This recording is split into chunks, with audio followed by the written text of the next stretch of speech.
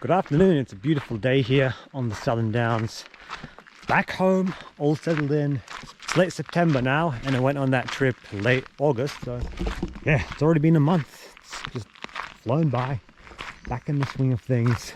Just out for a quick afternoon hike. I don't have that much time, but I'm right outside the place where I was house sitting. Go back like half a year. Got a bunch of American sycamore trees planted on the side.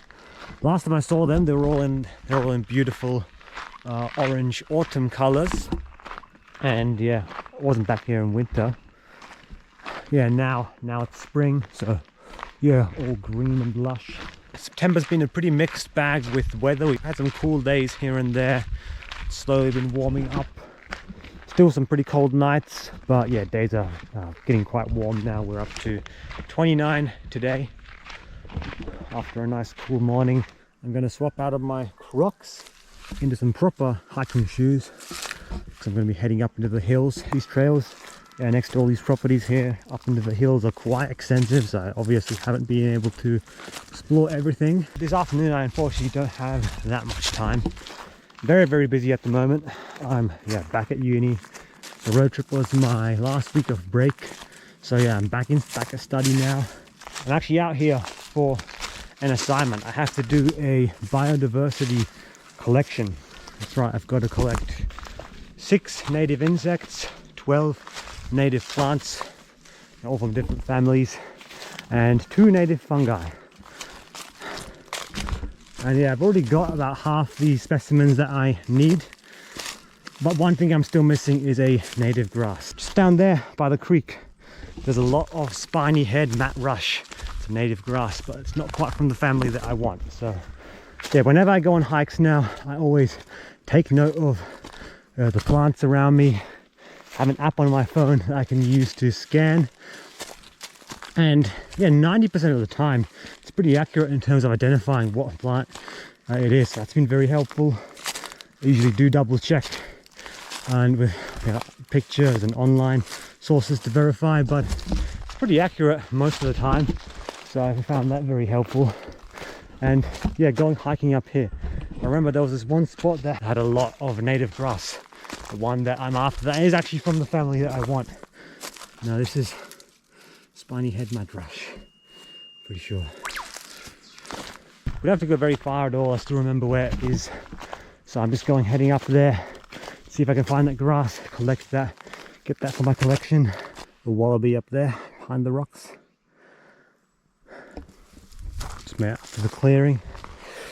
Only a short distance up this way and we'll be exactly where I need to be, where I should hit the grass. And I've already seen a few other species that do look native. It's yeah, once you're sort of in that mindset and you just look around, once you know what you're looking for, it's not that hard to identify species that are native versus invasive. Like all this grass here, spinifex grass, that's all not native, all invasive. And yeah, up here there's lantana. Down there I just saw some prickly pear. Really, lantana and prickly pear are probably 2 of the most problematic invasive species in Australia. See here the lantana, it's not flowering now, it forms these thickets, and you can see underneath how it's very dark. It really crowds out a lot of native species that would otherwise grow on the forest floor. And of course lantana's toxic to a lot of native wildlife, so it's a real problem. And I thought I'd do a bit of a recap of the road trip as well. I would say my trip out west comfortably beats the trip down south that I did last year. Really, those were the first 2 major road trips that I've done on my own. Before that, I'd never really done any form of solo travel, especially not like that, traveling on my own supplies. Being in a remote region where I'm wholly responsible for my own safety, all of that, it's definitely a different experience compared to when you're traveling in a group with friends or family. But I really enjoyed it, and I'm definitely going to do more of that sort of travel in the future. But yeah, I really do enjoy. I prefer cooler climates.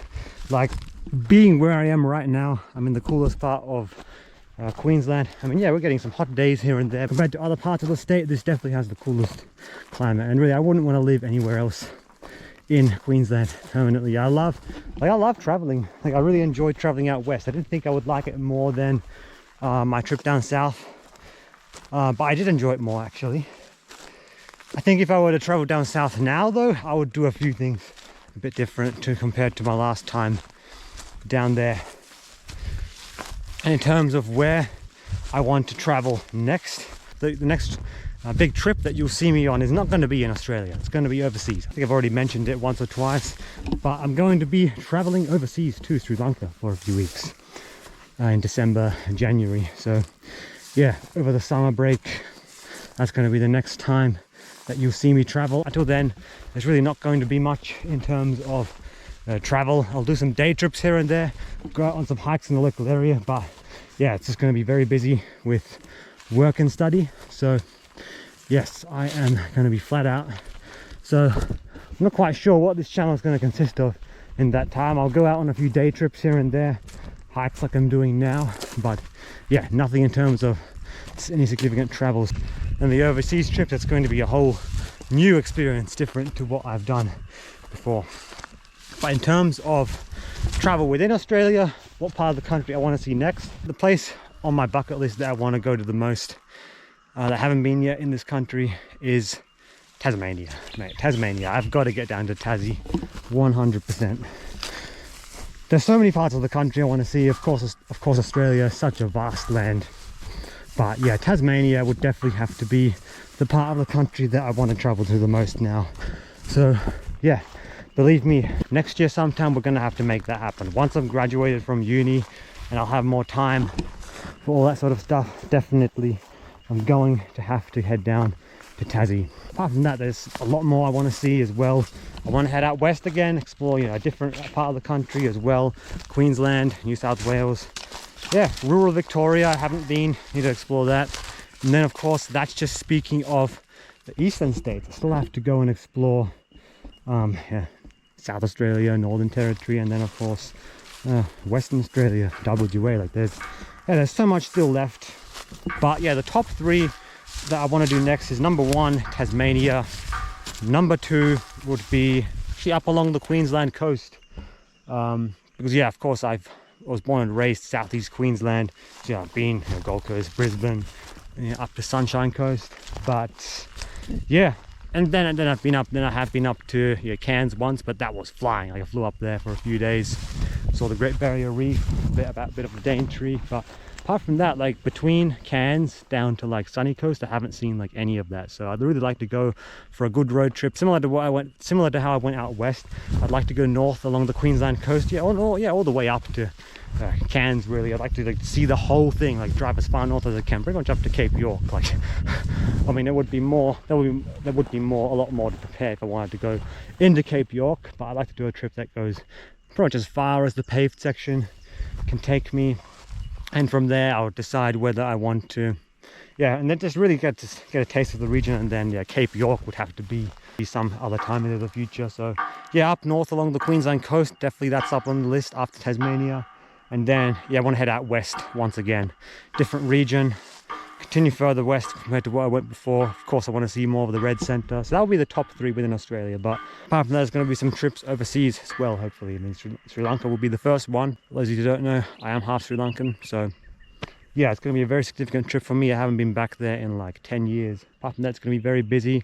Head down, work, study, like get the degree done, continue leveling up at work, at my current job. And yeah, I'm glad of one of the courses I'm doing at the moment is studying native flora and fauna. So that's why I've got to go out here and do a collection, 12 native plant species, 6 insect species, and yeah, 2 fungi from different families, not all the same, of course. This up here is the grass I believe I am after.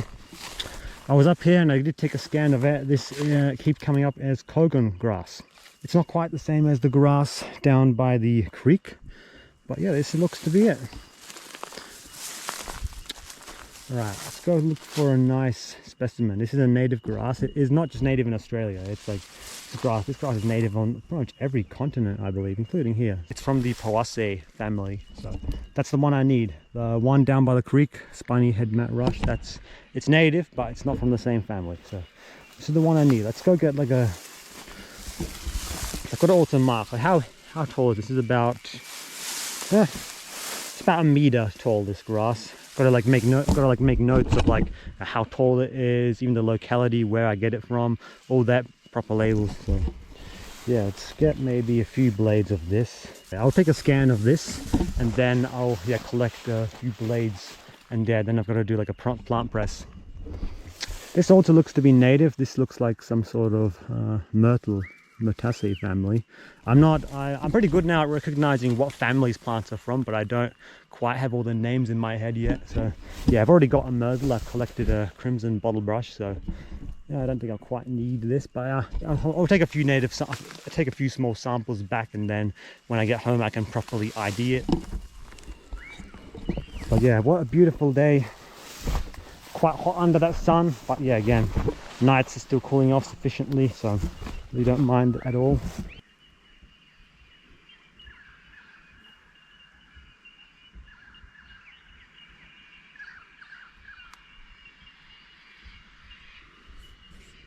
Alright, I've collected 2 samples actually. I've got some Kogan grass here, that's what it came out as. That's the one I need. It's from the Poaceae family. It's native across large parts of Eurasia and yeah, here in Australia as well. So that's exactly the one I need. And yeah, this plant here, it's from the Myrtle family, Myrtaceae. Yeah, it's native box, so that's a native plant as well. And I already have a native, I'm taking a sample as well just for reference. But yeah, that's a native one as well. So that's good to see here that they've got some natives, small eucalypts coming up here, and yeah, some native grass and native myrtles. So that's good to see, because there's a lot of invasive stuff as well. Like this stuff here is all invasive. So it's good to see that here that there's a lot of these native box plants coming up. So that's nice to see. We're not allowed to collect samples out of national parks, so yeah, at least spots like this, private land or backing onto private land that's not national park, that's pretty much the best place to go to find stuff. With this course, having to do this collection, great excuse to just take a bit of a breather, get out into fresh air a bit, stay active. Living in a regional area, I do study remotely, so yeah, I do all my lectures and everything online.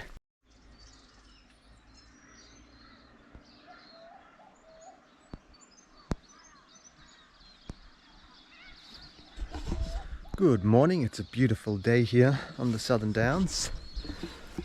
I got back from that hike pretty late yesterday. It was already starting to get dark. I went a little bit further up in the valley, and yeah, dropped by the place that I was house sitting a bit. Found a few more plant specimens up there. After I got home, I just properly identified and catalogued them, and yeah, not all of them are exactly ones I needed. I've doubled up on quite a bit. I find that it's so easy to find plants that are part of the Myrtaceae family. Like myrtles are pretty much everywhere. Of specimens from the legume family as well. So yeah, there was some doubling up and stuff. So I'm not done with the collection yet by any means, but I got a few more. The native grass from the Poaceae family was the main one I needed to find. But yeah, it's a beautiful day here. 6:30 a.m. It's currently 7 degrees, so it's cooled down a lot overnight, which is pretty usual for this time of year. We get these warm days and then it cools down rapidly overnight. Like today in the day, it's meant to get above 30, so it's really going to warm up. It's going to be a pretty hot week actually in terms of daytime temperatures for this time of year. But yeah, nights are still cooling off sufficiently, and I really don't mind the daytime heat when the nights cool off nicely, because then you can really sleep nicely and it's not too bad at all. There's always more work to be done here on the block, of course, but today it's Monday, so yeah, I usually would be working today, but I've actually swapped days. I'm working tomorrow instead. I usually work 3 days a week at the moment, plus full-time study. So yeah, every day off at the moment is pretty much spent catching up on all my uni stuff, whether it's assignments or lectures and everything. I'm doing 4 courses at the moment, so I'm maxed out study load. So yeah, every day's got something new to do. Bit of a view into what it's like being a remote university student, because I study full-time remotely, so I only go in to university a few times per trimester.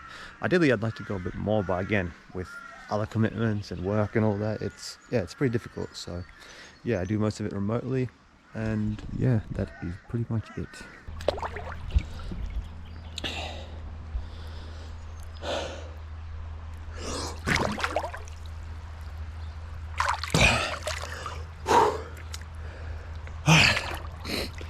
Just doing my morning creek plunge. It's still nice and cold in here. Sometimes when I go for a plunge at midday, you really do feel that difference because we're getting some hot days already. And yeah, but the water's nice and cool still.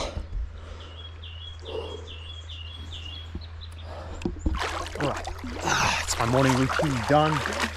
Go walk the dog quickly and get ready to head off. Before I leave, I want to show you my collection so far. So I've got some samples here in the center of the table here, just old newspapers that I'm using to do the plant press. So under here we've got some twisted moss. This one we've got some hairpin banksia and rosemary grevillea samples up there. So they're both from the Proteaceae family. And this is from the this is from the bryophyte phylum. So that's, yeah, it's just regular moss. All has to be native to Australia, so I have been double checking that. Here we got some more moss. What one is this? I'm just looking at my phone here. This is cypress leaved plate moss. So yeah, it's again similar, same as this one, but just a bit different. Just got a second moss sample just in case. Cocoa grass from the Poaceae family, native to Australia and many other parts of the world. We've got some pink melaleuca and false sarsaparilla. That's those ones. So yeah, I've double checked these IDs. It looks pretty accurate. So yeah, got some samples there. So we'll move this back over. This usually is in the center of this table here. It's quite heavy, so it does the job pretty well. I change the newspapers daily at the moment. All nice. Back in place, center of the table. Yeah, really just pushing down. All right, so just heavy, apply a lot of weight. That's that. And I've also got some more samples inside the caravan. What else? Just making do with what I have. Yeah, of course, got some newspapers always, just grab them on the go, and I'm just using all the stuff that I have lying around, toolboxes, heavy books, a hiking pack to weigh everything down and press on. So all right, let's show you one by one what I have. I'll take this metal plate off, heavy metal plate. Yeah, take that off. So under here we have crimson bottle brush. That's a myrtle. We have one growing down there by the creek. That's native, so I took that sample. Off. Got a heavy book here, like an old dictionary, so we'll take that off quickly. Under this one we've got some Australian brake. That's a fern I found up in the mountains along the Queensland New South Wales border, not in any national park, although it was right on the border. If I crossed the New South Wales side I would have had to enter a national park, which that's not allowed to collect samples there, but yeah, managed to get this one. Yeah, anyway, you got two wattles down here, silver wattle and Cootamundra wattle. So yeah, put that back on. Got all my toolboxes here that I'm just been placing on top. And then yeah, this emergency jump start. I usually have it in my car. It's pretty heavy, so put that on there. Then this one, this off. Another toolbox. You always just use whatever you have. Under here, got some. Under here is a hoop pine. It's a native conifer. Remove this, and underneath we have perhaps the most special specimen that I've got so far. This under here is a rock orchid. Get myself a rock orchid. So put that back down. Put these two wooden pieces there. Make sure it's nice and flat. Then I've got this box here, which I haven't even opened yet. Just on top of my board, and put that on top. Then of course here I've got the hoop pine that's already dried out pretty well, so it doesn't need as much weight. Then I'll put this heavy toolbox on top, and then just to get a little bit extra pressure, and why not, I'll put my hiking pack on top and keep it stored there. A hat on there just for good measure. On my way to town a little bit later than I planned, but we'll still get a few good hours of study done. In the future I'll probably start combining, going into town. Like I'll go there, do a few hours study, and then at the same time do other chores like go shopping.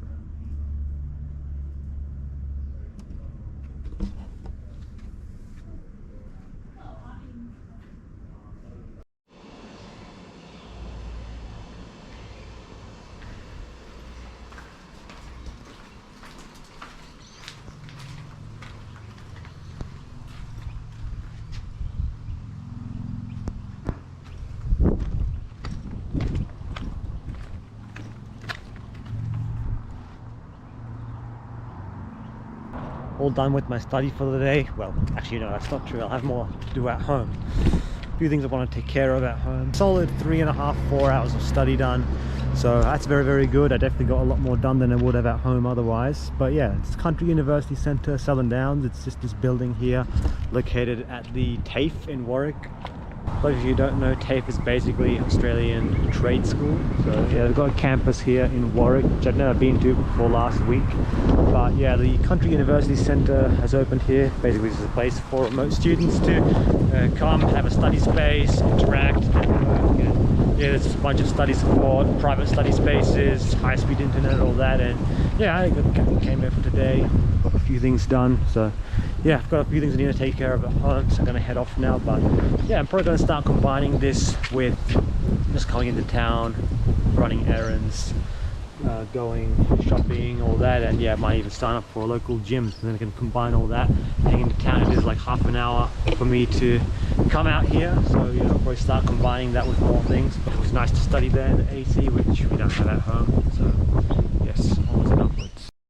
Certainly warmed up. We're up to 32, which is warmer than expected. Just leaving up now.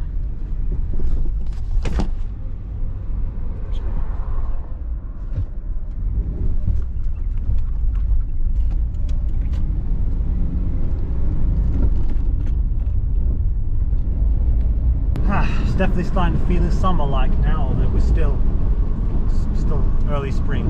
So yeah, gonna be a hot week. Back home in that shed, got no AC, so yeah, certainly warms up in the day, so it's nice to have an area with AC. Apart from that, hope you all enjoyed. If you like this style of video and want to see more, do let me know in the comments down below. Apart from that, subscribe if you haven't already, give the video a like, and I'll see you all in the next one. See you next time.